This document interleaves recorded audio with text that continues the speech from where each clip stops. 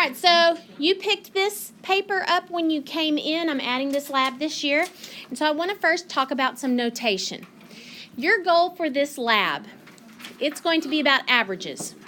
Your goal for this lab is to see if you can stop a timer at exactly 5 seconds. So you will 30 times, you will perform 30 trials on your phone timer. Bless you. And when you perform 30 trials on your timer, you will collect your data here. And so you will put all of your times that you collect here in this section. Fun. All right, questions about that? Now, let's do some notation.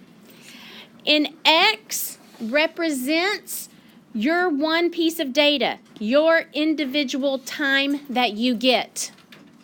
Don't do this collection of data yet. No, put your phones away.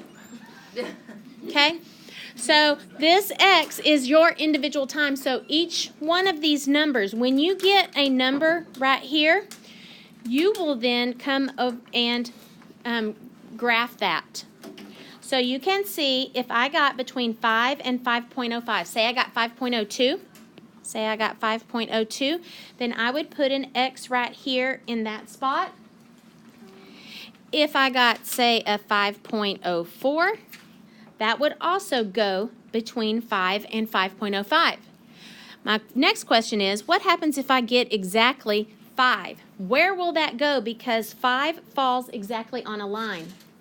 Does it go to the bar to the left or to the right? We learned that at the beginning of the year that it goes to the right.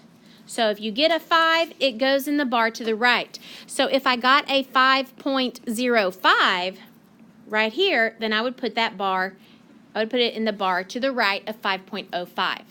Okay.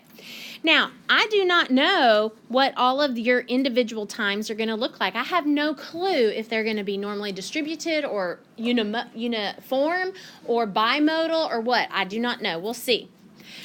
Now, next thing.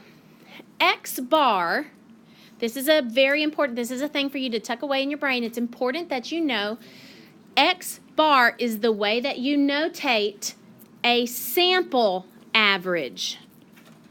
A sample average. So when you get your 30 times, you will find the average of your samples. Now let me tell you something. When I made this out yesterday, I wrote the incorrect notation here.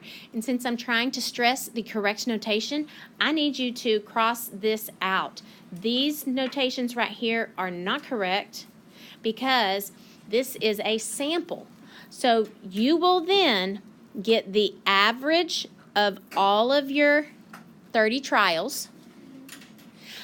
I also want you to get the standard deviation. And look, it's a sample standard deviation, so it's the letter S, not a sigma. S with a little X. Now, do you know how to get standard deviation of all those 30 things? By hand? No, you don't. So I want to tell you how to do this.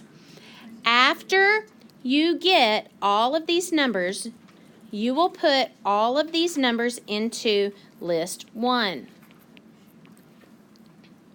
Okay?